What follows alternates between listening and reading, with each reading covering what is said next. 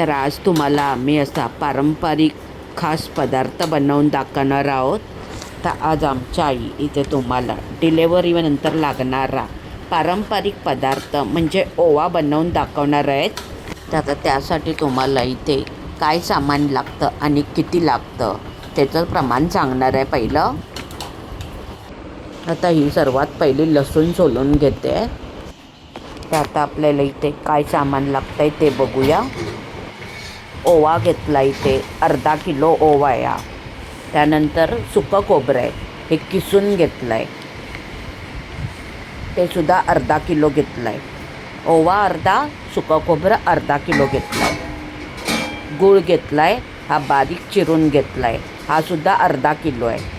त्यानंतर इथे खजूर हे ना बारीक चिरून घेतले आहेत, ते पाव किलो आहेत. असे उभ्या फोडी करून घेतले आहेत. आणि हे लसूण आहे, तो सुद्धा पाव किलो आहे, जो सोलून घेतला आहे.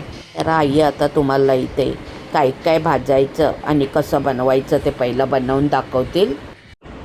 आता एका टोपामध्ये त्यांनी ओवा ओतला आहे.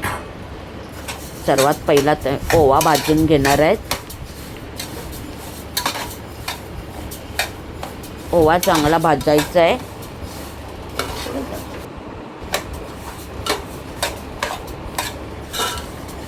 ओवा चांगला फटफट आवाज येईपर्यंत भाजायचा, कच्चा नाही ठेवायचा. सारखा असा चमच्याने ढवळत राहायचं, नाहीतर जळेल. 5 ते 7 मिनटं आता त्यांनी असा भाजून घेतला आहे पहिला. आता परातीमध्ये त्यांनी ओवा बाहेर काढून घेतला आहे. तर आता त्यानंतर आता सुकं खोबरं भाजून घ्यायचं आहे. खोबरं भाजायला जास्त टाईम नाही लागत, पटकन भाजतं ते. चमच्याने असं हलवत राहायचं, नाहीतर जळेल ते पटकन. आता खोबरंसुद्धा भाजून झालं आहे. तर ते ओव्यावरती परातीत काढून घेणार आहेत. ओवा आणि सुकं खोबरं भाजून झालं आहे. आता ना पहिलं तूप घेतलं आहे, हे 100 ग्राम तूप घेतलं आहे. त्यामध्ये लसूण पहिली भाजून घ्यायची आहे. ही चांगली लाल झाली पाहिजे लसूण, कच्ची नाही ठेवायची. आता ही लसूण ही बघा आपली भाजून झाली आहे, एवढी लाल झाली पाहिजे. आता लसूणच्या त्यामध्येच आईने खजूर घातले. आता हे एकत्र परतून घ्यायचं आहे, वेगळं आता काढायचं नाही परातीमध्ये. आता खजूर 5 ते 7 मिनटं आहे ना त्यांनी परतून घेतल्याच्यानंतर गूळ घालत आहेत. आता हे गुळाचं मिश्रण आहे ना पातळ झालं पाहिजे. खजूर, लसूण आणि गूळ आहे. आता हे बघा गुळाचं चांगलं मिश्रण तयार झालं आहे. आता गुळामध्ये खजूर आणि लसूण हे चांगलं 5 ते 10 मिनटं आहे ना चांगलं मुरलं आहे. त्यानंतर आई आता इथे सुकं खोबरं आणि ओवा जे भाजलेलं ना ते असं मिक्स करून घेणार आहेत. हे चांगलं परतून घ्यायचं. आता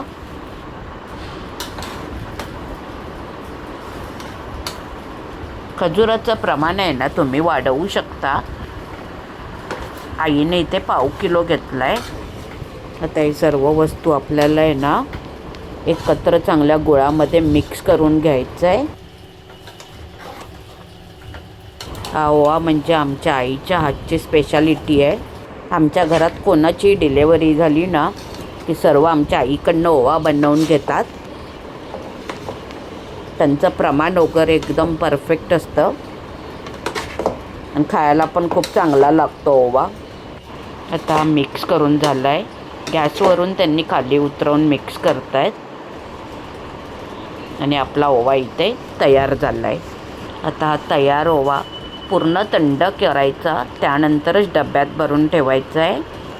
1 ते 1.5 महिना बाहेर चांगला राहतो हा ओवा. हा ओवा करून बघा आणि कमेंटमध्ये नक्की सांगा कसा झाला आहे.